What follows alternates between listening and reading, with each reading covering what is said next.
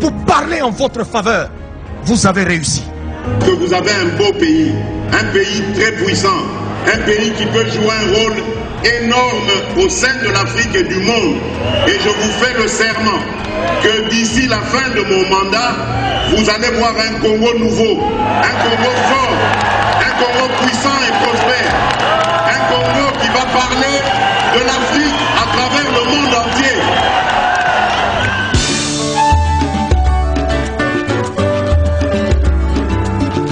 Yahweh, Yahweh, bénis sa Congo.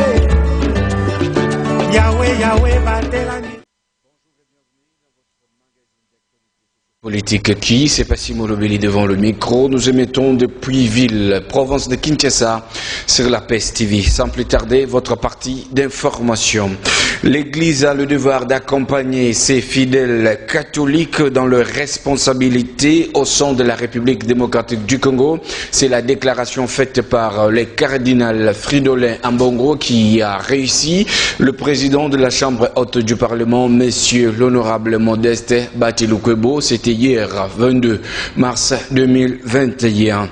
Maître Sylvain Lumumbaya est le premier candidat à la présidence de la Commission électorale nationale indépendante. Il a déposé son dossier au secrétariat de traitement des candidatures de la communauté islamique en République démocratique du Congo ce lundi dernier.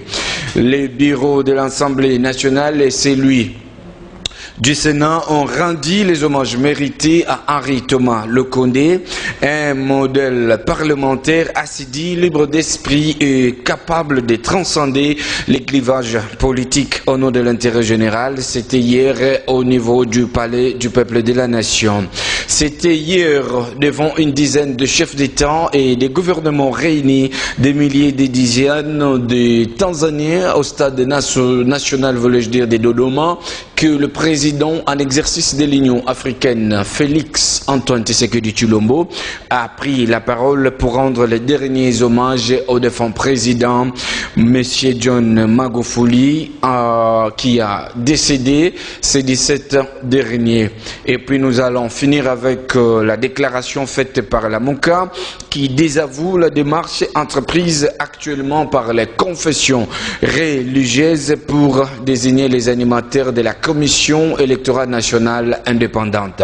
Le présidium de la MONCA convaincu, comme beaucoup de Congolais, qu'il est impérieux d'adopter de manière consensus par toutes les parties prenantes le réforme de la CENI avant toute désignation de membres qui pourraient animer cette institution. Encore une fois, je vous dis bonjour. Nous sommes sur ce plateau dans votre magazine d'actualité sociopolitique qui, avec notre invité du jour, avec qui on va décrypter tout autour de certaines thématiques. Sur ce plateau, je reçois Monsieur Jean Malengue Mongoumou. Il est président fédéral de l'UDPS, de la Fédération Funan à Kinshasa. Il est aussi membre au disciple d'Étienne Tshisekedi, à qui je vais dire bonjour, monsieur Jean. Oui, bonjour. Na bandi ete boye na bino ezali malamu kati ya magazine na biso. Totondi na botondi na ndenge bo meki bo ndimaki ko yamba invitation na biso na kati ya magazine na biso. Et puis to souhaiter susubino bienvenue. Merci. Tozali awa na kati ya magazine na biso ki nani ezali bilingue tokoki koloba na lingala to pe na français pona bana mboka nyonso owapi bazali kolanda biso bisika ezwemi bango yango tozali kosepela ete ngana bino lelo tomeka kosolola masolo ezotala pena makambo mboka na biso Congo Kinshasa. Bozali président ya fédération ya Funan UDPS ya organe de base. Et puis, Bozali sous membre interfédéral de l'UDPS, Grand Équateur, province orientale. Les lots, tous en abino anwa, pour na bomeka kopesa moins lumière et pas banamboka nyon so bazali kolanda biso. UDPS les lois na pouvoir, motuna nanga liboso yangwana, nazotu nabino. Après 37 ans, au Bozali na opposition, bozu pouvoir 2 ans yangoyo. Mais jusqu'à présent, social y a peuple ezaka kamala muté. Nin o ezali kozangisa ke IDPS ameka ko soigner social ya peuple. Merci pour la motuna et puis pour l'invitation. Oyo pesa kingai. D'abord na bandana avant de répondre à la question na yo na motuna na ça a quand même une petite correction na kombo pour na mono benginga malenge. Je m'appelle Jean Malenga Mongomo Bonga Bonga Kongankoi. Je suis vice-président fédéral et non président fédéral. Je suis vice-président fédéral de l'UDPS de Kinshasa, Funa. Je suis coordonnateur national d'une structure d'appui à l'UDPS qui est dénommée les disciples d'Étienne Tshisekedi. Oui, nazonga siko na motuna otuninga lobi 37 ans to sali na opposition et 2 ans ngo to pouvoir. Bozomona clair population, bozomona clair côté social. Il faudra d'abord dire que politique, tout programme d'action, il y a chef de l'État que j'ai sali, Félix Antoine Tshisekedi Tshilombo, ils allaient accès tout basé sur le social. Et puis biso IDPS comme slogan tout pronaka le peuple d'abord, c'est-à-dire nous mettons l'homme congolais au centre, il y a ma préoccupation à biso ni surtout. Tout ça, les 37 ans, il y a opposition. Opposition, c'est-à-dire côté les mela régime où ils qui sur place, où ils mandaki qu'on la population, où gouvernance na bango ils qui malamouté, où je suis en mboka ils qui malamouté. Tout le monde côté les mela yango parce que tout le monde qui a quitté côté. Boye aussi pouvoir au bout 2 ans jusque là les social des Congolais ils ont une clarté et là liboso n'engai koloba pour ça d'abord une petite différence entre tabaloba social différence entre ministère des affaires sociales na social et congolais. Lorsqu'on parle de social des Congolais nous sous-entendons mingi ezaliboum kolia ya bato kelasi ya bana santé transport ezala malamu foyer et tambola malamu panier de la ménagère makambo nyonso wana oyo waze kwa ayima na nzembo na que demande le peuple. Voilà kolia olata kelasi ndako mutu tanga zo futela normal soki asalaka ba futa e salaire eza décent. Oh, on a dit le social et ça concerne plusieurs ministères. Maintenant, le ministère des Affaires sociales, ministère des Affaires sociales, et un ministère il est à s'occuper uniquement à gérer les problèmes. Il y a des handicapés, il y a des personnes vulnérables, autour de la locola, des orphelins, des chègues et les autres, des babola, des personnes de 3e âge, des vieillards. Ou un ministère des Affaires sociales. Pour les lots, ceux qui m'ont comme ministre des Affaires sociales, on sous-entend que Yenem d'ailleurs même la bateau Kwanga, a même bateau Mapa, a sungi que bateau Babani ko futa malam. Non. Wana est commis, ils ont des choses différentes. D'abord, on a d'abord recadrer d'abord les choses dans sur ces points-là. Au moins, tout ça, les 37 ans, il y a opposition, puis 2 ans seulement, tout ça n'a pouvoir. Les 2 ans où tout ça n'a pouvoir, tout ça la confusion té. Et là on a qui na elle aussi, on dit une invitation pour préciser ango. Les 2 ans, ils ont lokola mota sombi lopango. Tango yo sombi lopango na terrain moko ezali marécagé. Na terrain moko o soit ezaki miné ba tete ba biloko mabe, maboule ezalaki tango yo bandi musala directement exactement que dans 2 jours 3 jours au monde balamo ndako eza élevé yo au monde bandi ko timola ba timoli ba pepi mai ba bandi ko somba ba moelon bandi ko tia fondation au biso na 2 ans to sala que ça en quelque sorte fondation parce que tant que je peux pouvoir bobi circonstances to je pouvoir to zaki biso mon côté na gestion en mboka ezalaki coalition to sangani na bande ko mususu avec mon thème ya bolingo to sangana bandeko wana nous sommes mis ensemble nous devons travailler. Mais dans mon salaire, est-ce que le président de la République a besoin qui facilite à travailler? Est-ce que les gens qui ont coalisé avec lui, est-ce que Basunga qui est pour que le programme d'action est basé sur le social et Kokisama? Non, je ne crois pas. Donc, à mon avis, le président est au juillet boyé, travailler, on peut faire tout. Tokoki a réussi dans les Camboboye. Parce que réussite n'a pas échec pour na bango. Réussite n'a pas bango. Voilà pourquoi les deux, pour nous répondre à la question na yo, et en tout cas, Ezaki Lokola, tous ont bongi sa terrain, soit na bilanga. Terrain pour ça la bilanga au passé maman a récolté parce que son terrain. C'est-à-dire des ans où IDP ça du pouvoir et ça qui des a kotongana noté atena en fondation. Oui. Yango jusqu'à présent social il y a peuple kolia comme la kolata misala et ça non bien té. Merci beaucoup na réponse au PC. Na bandi bana mboka bozai kolanda maye ndeko Jean Malenga Mongomu Malenga Mongomu Azali Kolobawa. Merci beaucoup, tous allez continuer. Maintenant, depuis IDP ça a eu pouvoir. Nini Yassika o IDP ça memi na magistrature suprême. O kokyo d'aksapena batukenote IDP ça zaki na opposition. A eu expérience belé. Les lots tous en pouvoir. Nini Yassika IDP ça memi na magistrature suprême. Voilà, merci pour la motuna nayo. IDP a mimi makambo belé à Sika. Je pense que dans la législature les Cana, personne n'avait le droit de critiquer le chef de l'État.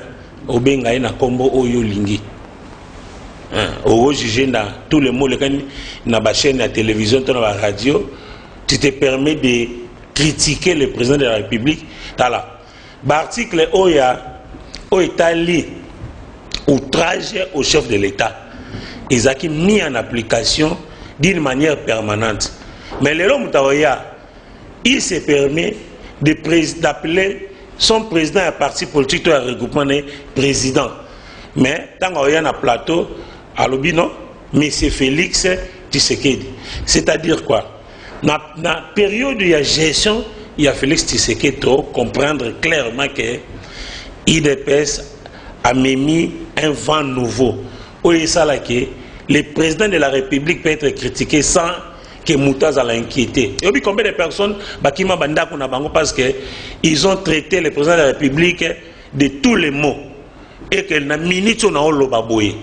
Bakima bandako na bango bakenda na exil, c'est seulement dans ça. On a un exemple pour te prouver réellement que nous avons apporté le changement même dans la vision il y a politique. Bon, apporter changement, même la vision, il y a politique. Banamboka Baïbazaï Kolana Bisso, dans un message, il y a Africa Win Corporation, les alliés forage, ou les alliés forêt maï, il y a Peto, pour Teto Melaka.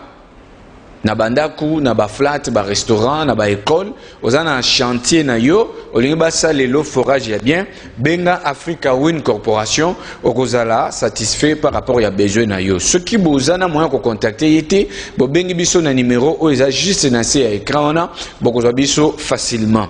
Tozonga awa na mona mboka. Siko awa par rapport à expertise nyon se bino bozala. Le chef de l'État a qui bloqué dans le gouvernement et la coalition FCC Cash. Depuis la coalition, on a écoué. Nini osko IDP sa meki ko sala pour que talisa na bana mboka ke réellement kala toza qui bloqué ce que toza libre. Merci pour la motuna nayo. Oui, c'est vrai que tolobaki yango que toza qui bloqué à cause de la coalition, c'est-à-dire il n'y avait pas la mauvaise, il n'y avait pas, disons, la bonne foi pour que l'action à chef de l'État et se concrétiser à travers le ministre ou se coaliser pour soutenir na musala nae. Oui, c'est vrai. La plupart de ces ministres n'ont pas aidé le chef de l'État à coquiller sa mission et pas y a banamboka. Pour Nanini, Bazaïk beaucoup plus qu'obéi dans le parti politique na bango. Et même les premiers ministres Azaki premier ministre, il y a chef de l'État ou chef de l'État nommé, mais il obéissait beaucoup plus na famille politique qui a obéi na oyo azali mokonzi ya mboka. Oui, c'est vrai. Tous là qui bloqué, mais pour l'instant,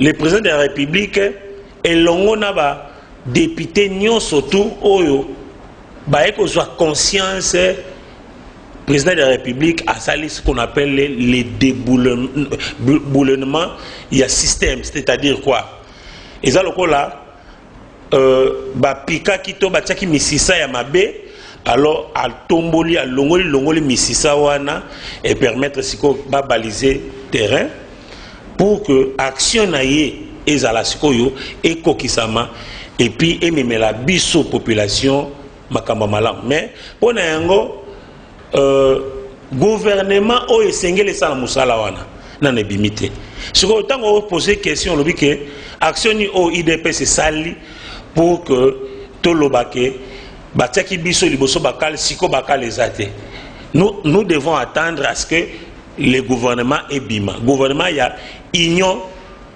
sacrée de la République et bima ce gouvernement na ebimi ndenge baza ko wela ba poste bazwi misala yango bandi ko travailler non pour na ba parti politique na bango bazo travailler non pour na ba famille na bango mais bazo travailler pour l'intérêt de la population.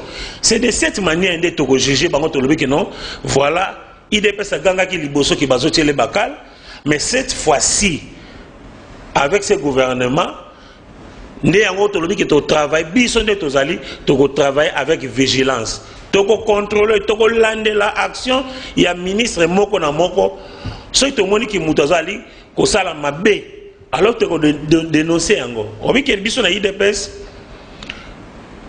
to travailler aka loko la partie o eza na pouvoir mais en même temps to travailler aussi loko la partie eza na opposition du fait que ceux qui osana ba critiquer bino pone loko wana mingi boza na pouvoir maire mo ba marche bo kitaisu na nzela pas na biso za bongo c'est-à-dire ceux qui ont mutu oyo biso to poni otamboli pour na intérêt à la population te au salité que au soutenir chef de l'État na action na pour avoir réussite alors to hôtel melayo même yo président de la République s'occuper au BBC alors toko betelo maboko te toko lebelo clairement na IDPS toko banga mutu te mais toko respecter mutu tout en pour que asala malamu pour l'intérêt de la population. Merci beaucoup. 2 ans au Tcholoba awa kenon ezaki 2 ans ya kotia moboko potenda ko tongama. Bon admettons que après 2 ans oyo bino botonga kité botika moboko apamba batindi osko kenon sala campagne pour na IDPS. Message nini oko sala nango campagne na komba IDPS. Merci beaucoup.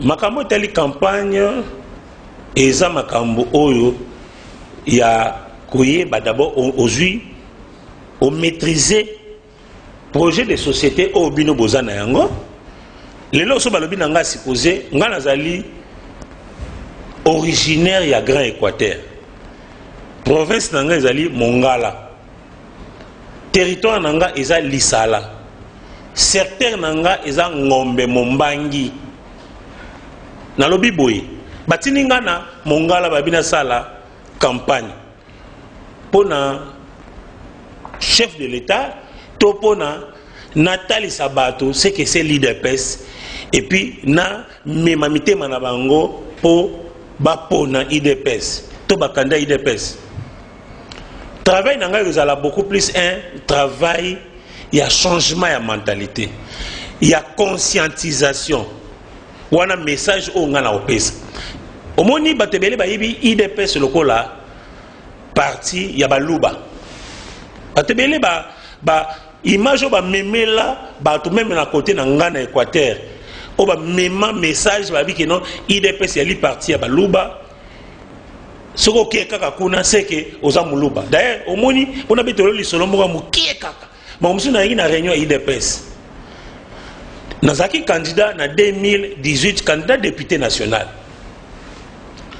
bongo tango tozali ko lukato tia ba candidature na moni groupe moya bato ba ya réunion te mais ba yé directement bandi ko attaquer nga oh non bino baluba bino oh d'abord l'accent musapi je leur dit mais messieurs bozo s'adresser na oh bino ko baluba nga oh mais nga za luba te oh bon malenga nabi oui c'est vrai au moni kombo nanga malenga kombo nanga malenga mais soko changer en prononciation ils appellent pas baluba soko lobi malenga okokuta pa ba Congo to bata bandundu problème makasi eli nini na hôtel sabato réellement que l'IDPS n'est pas un parti tribal. L'IDPS n'enge baté ki bato liboso te. IDPS est un parti à changement et elle est parti au national les autres ça bato nyo surtout. Au moment na kata IDPS tous bato nyo surtout au ba tambusi IDPS bazaka ka balubate parmi les fondateurs. Est-ce que Mungala, surtout il y a province nanga, Marcel Liao, asa moko ba 13 fondateurs il y a IDPS, asa mulubate. Oyo, lelo to basa ebele. O azali coordonnateur il y a interfédéral, il y a IDPS Grand Équateur province orientale. Gaspard Munganga, secrétaire général adjoint à IDPS. Asa mulubate. Docteur Eteni autos à la ministre il y a santé. Asa Eteni azali mulubate.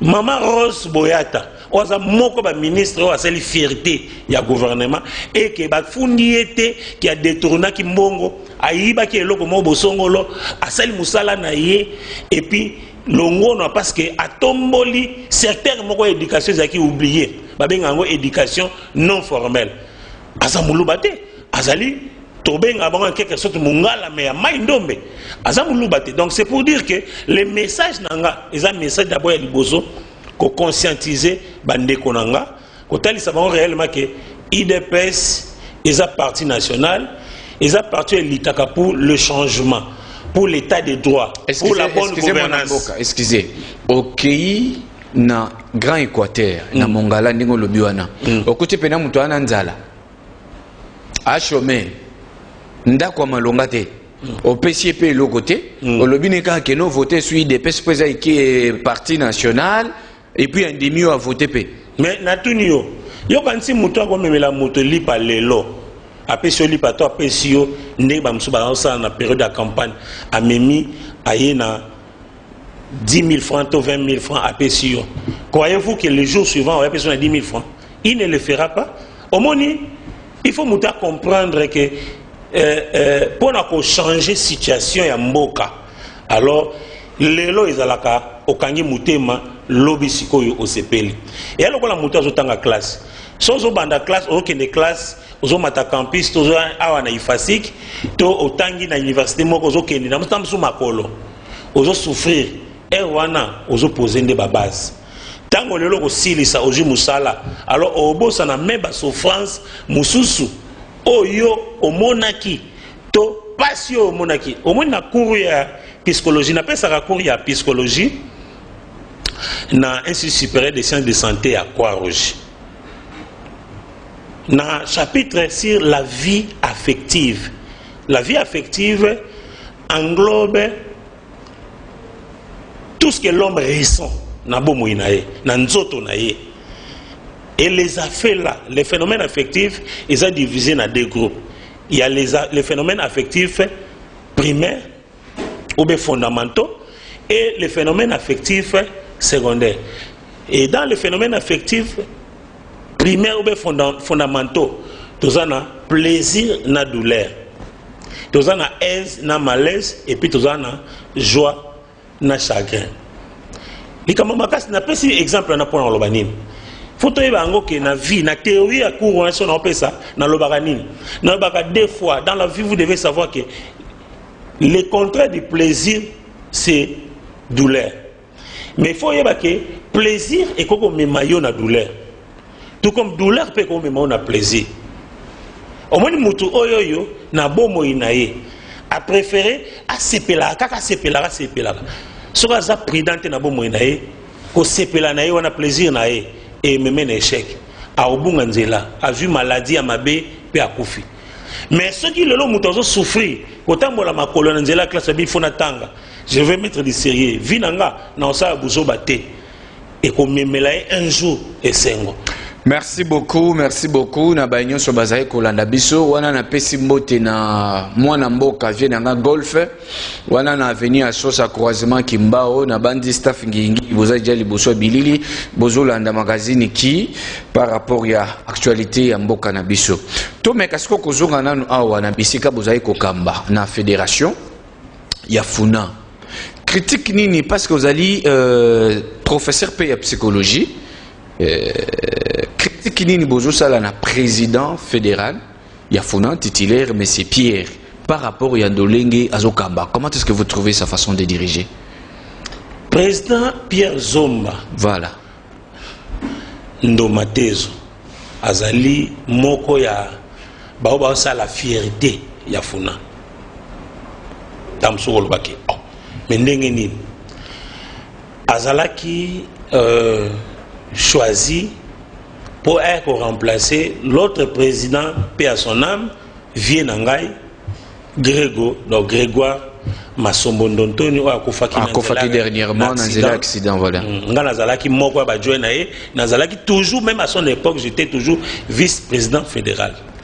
Boy, na mise en place au Salamaki na niveau à parti, Pierre Zomba, à cause de l'activité naïe, à cause de la kasa naïe, parce qu'on avait besoin de Funa, na mutumo okoya, à Tiemoto, à Telmis Batou, à Lamousi Batou, pour ma Lille, fédération comme Kamoa, un peu ma Lille. Donc on a besoin de mutumoko oyo, à Koya, à Lamousi Batou. On a naza chocho, mais total la rappel tant que ça la mise en place bataille la rappel géopolitique et na géopolitique ngana mungala Pierre Zomba azali mukongo hein azali Congo et photo ebake Funa so total bien aussi bien étude ya géopolitique au monde que Funa majoritairement ils allaient dominé par les Congo occupé beaucoup plus habité par les Nékongo. Voilà pourquoi on avait fait un choix judiciaire Kopona Pierre Zomba. Mais il n'y a pas que Moutounios a compris ndenge morote pa na bato. Akoya Moutoumso akoya alobi boy okuna ACP nangote.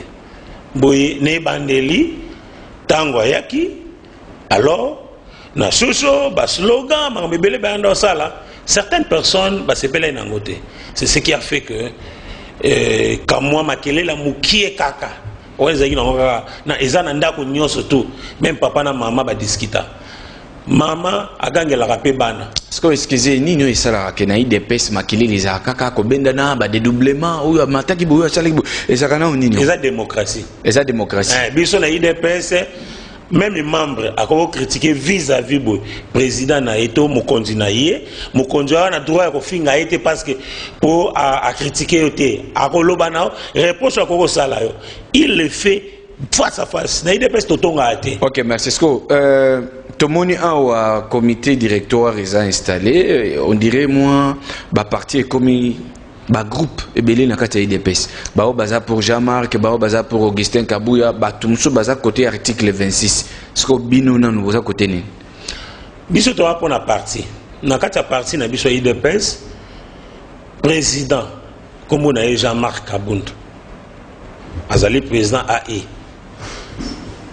secrétaire général comme on a Augustin Kabuya andeo na bango na ba adjoint na bango maître Aselo Jean Tezo et les autres na yebité ceux qui ils en battu mususu ceux qui battu wana bazali pe qui ils se déclarent membre de IDPS alors basa membre de IDPS mais ba autorité na yebité ceux qui toyebi un autre président a ito président du parti en dehors Jean-Marc Kaboun na yebité. Merci beaucoup. Nazali membre de IDPS, je soutiens les autorités établi officiellement dans la partie. Merci beaucoup. Le gouvernement Samalukonde, parti au pouvoir IDPS, c'est un 8 postes. Mais 135 candidats. Et ali désordre, manque, il y a des experts, ou bien manque, il y a base de données pour que 8 postes, et à 135 candidats. Merci. Opposer question, madame. Je me pose aussi une question. est-ce que parti na biso et que na kotikela premier ministre Jean-Michel et que na kotikela ye 135 non ou 145 non de lobby, je ne crois pas. S'il vous plaît. Avant, au moni parti nyosto ya ko bimisa liste. Ceux qui parti va passer quota 5 non. Et que bon mona ba yo tika 5 non. C'est que bazala qui 5 non. C'est-à-dire au niveau interne du parti, il y avait un travail de sélection. Je crois que ceux qui lobby que bazana a besoin, même maintenant la chaîne Nabino, bazana a besoin, il y a des journalistes qui se pointer. Ou après, qui ont couvrir une activité en dehors de Mbokata aux États-Unis. Sur le PDG, il y a chaîne de télévision qui ont des journalistes au balobaka bien oyo après que balti kanon mboka mikolo yo ba couvrir activité moko na États-Unis. Je crois qu'il y a plus de 20, plus de 30 ou 50 journalistes au basala ka ba animaka ba émission awa ba se présenter.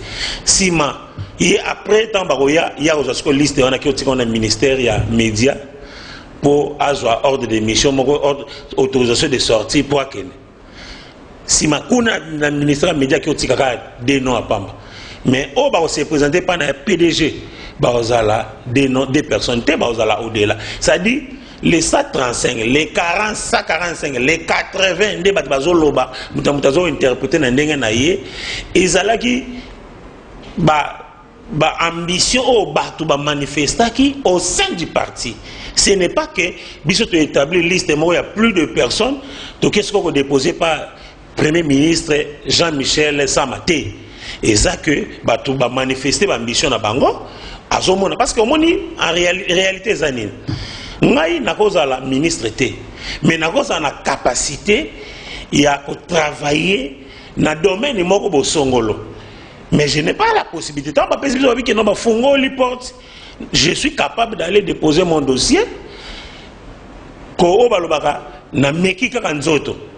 Mais cela ne veut pas dire que IDP ce qu'il faut déposer au-delà de nos par rapport à Oyo, Kota Oyo. D'ailleurs, on a déjà déposé et que tu respecter Oyo, Kota Oyo, donc on est là qui cuisine interne, tu m'as dit qu'on bongisa na 4 parties. Et c'était logique que tu aies si tu porte déposer. Il y a une commission au sein du parti qui a été instituée pour la gestion des ambitions professionnelles et abattues. Et cette commission, à celle Moussala Naé, et officiellement, on est allé déposer la liste par rapport au quota. Merci beaucoup, mon Mboka. Tozali déjà Nasuka ya Masolo Nabiso Moko Molelo. Naza ce qu'on a besoin de répondre biso brièvement na ba moins question oyo toza nango awa o wapi bande ko baza kolanda biso ba pesi pour que tout na bino si faut ça malukonde alanda modèle ya ba premier ministre nyonso baleka oko pesi conseiller alanda exemple nani Etienne Tshisekedi wa Mulumba pona nini bon azaki modèle oyo tango ka zui bokonzi boy mboka échanger mbala moko dollar ekiti mbala moko bao bazalaki koyiba bango moko bakomi kobanga changement ekotaki même président de la République de l'époque amona mutoyo amemi sérieux mingi et il n'a fait que 7 jours balongolier et ces 7 jours là c'était du 2 au 9 avril 1997 tabanoma qui a salika 7 jours pamba président Mobutu habité pour bango ba mesana qui déjà na koyiba azala intransigeant azala lokola Etienne Tshisekedi sérieux azala efficace azala à tolérer à tel loco impunité et ezala eloko oyo ezala cheval de bataille nae. Je crois qu'il a réussi dans mandat. Merci beaucoup, mon tourné ami Balé. Ndengo Zolo Baboye. Vrai ou faux, aux années besoin d'un poste mon boye, parti recommandé ou quelque part. Ndengo Zolo Baboye. Ouais. Malaliboso na émission na yo hein. je crois que Vitenga, simplement, je me suis humblement, je me suis présenté. Nous allons répondre à la question aux autres Nangai.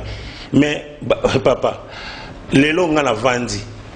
Na vandi car na yoki o toche mukonzi boy. Est-ce que na koboya? Na oboya te. Mais, nous allons battre pour na luka poste. Nous allons répondre à la question pour éclairer ma canicito, ma yele. Il y a population ba yeba que mingi bazo loba. Na opé exemple moko. Lelo yo moko ya bato ba loba kakamo mingi na ba chaîne à télévision. Azaki premier ministre lokola Jean-Michel Sama Lukondo Kienge. Adolphe Mozito. Azaki premier ministre mbokoti. Tanga comme premier ministre. Basenga Kaye apesa à la déclaration à patrimoine naé. Pour avant bana musala au déposé. Bakoko que nous fouiller déclaration à patrimoine wana, s'il avait combien? Qu'est-ce qu'il a déclaré? Et après hier qu'on a la premier ministre. Après Bamboula, a comme premier ministre, Tangatik, il avait un salaire. Oh, il a bien chiffré, yebani. Maintenant ba bien nyoso ya zana ngol lelo. Moi, je pense que l'IGF a enquêté le Premier ministre juste mais enquêter par rapport à la déclaration à patrimoine au va déposer avant na Bokonzi. Merci beaucoup. Toza déjà na Souka. Avant na pesa une opportunité pour lancer message à Souka na bana mboka. Depuis que Félix Tshisekedi est président de la République, nani penda zo côté des ordres dans kati ya IDPS. On a eu des ordres des alliés. Ce qui discussion entre les membres d'une même famille, les contrats, il y a des ordres. Merci beaucoup. Sur combien, en tant que professeur, parce que vous êtes pro dans matière d'éducation, s'il faut côté, ministère des Affaires sociales, sur 10, vous côté combien? Dans 2 ans où il travaille? Dans 2 ans, ils allaient 8 sur 10. Pour l'année, dans le bon. Le ministère des Affaires sociales a organisé ce qu'on appelle l'éducation non formelle. L'éducation non formelle, ils allaient l'éducation oyo, ils allaient encadrer bana oyo bazali non scolarisés et déscolarisés. Non scolarisés et l'ingolobani. Non scolarisés et l'ingoloba, mwana oyo atikala komona ba école té. Atanga quitté période d'union pour classe bandaka na 6 ans. 7 ans atangité, 8 ans atangité, 9 ans même, moi n'en atangité. Moi un enfant non scolarisé. Un enfant déscolarisé, et ça moi a bandaki classe première année, deuxième, troisième, à 4 classes parce que va parler kufaki, mouta foutre les classes T, guerre ezaki na mboka ba kimi na zamba. Moi nana, c'est parce que moi nana a commis une difficulté à vivre né azan déscolarisé. A commis déscolarisé, a bandaki classe makati. Mais dans le ministère des Affaires sociales, baleka ko encadrer banana ba pesi bango enseignement primaire ba sali tena fep ba ju certificat ba zongi que là ça dit à pratiquer ce qu'on appelle l'insertion scolaire. Bongo, merci beaucoup mon amboka, s'il vous plaît. To sengi excuse par rapport à temps na pesi binosco 2 minutes message ya suka obokoki ko lancer na baino so balanda kibino fédération ya fona na Kinshasa enseignement bisika bozo pesa na institut supérieur à Croix-Rouge na monepe awa bozali dirigeant il y a les disciples de Tshisekedi na toute partie il y a population congolaise message nini obozo pesa bango pour que tokabona mokomo lelo. Message auto pesa zali seulement dire que Basala président de la République confiance un homme de parole. Oya lobby à Kokisaka. Au moment où tu vas dans Mboka, tu as même na idée nini système oyo ils ont Mboka oyo toko changeant. Ba catholique ba moko banda lo banine que les médiocres dégagent. Mais le président de la République a promis depuis poto que a déboulonné le système et il l'a fait. Basala précédé, ba pesa confiance. Na gouvernement ezokota bah, travailler pour que changement soit en Mboka. Et puis, je lance un appel.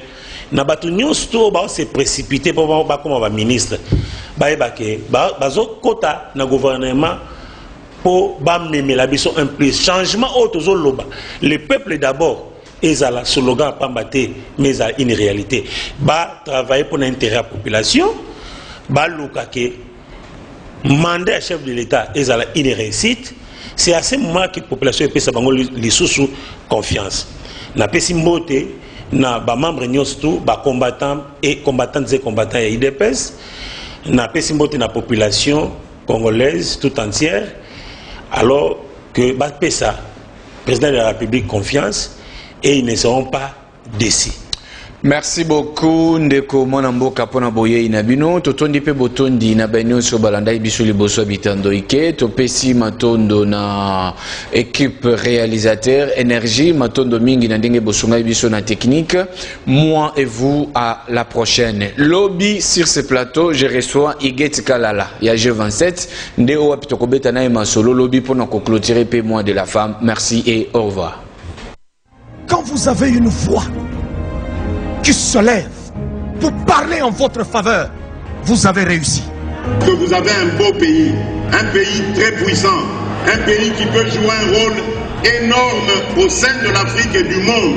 Et je vous fais le serment que d'ici la fin de mon mandat, vous allez voir un Congo nouveau, un Congo fort, un Congo puissant et prospère, un Congo qui va parler de l'Afrique à travers le monde entier.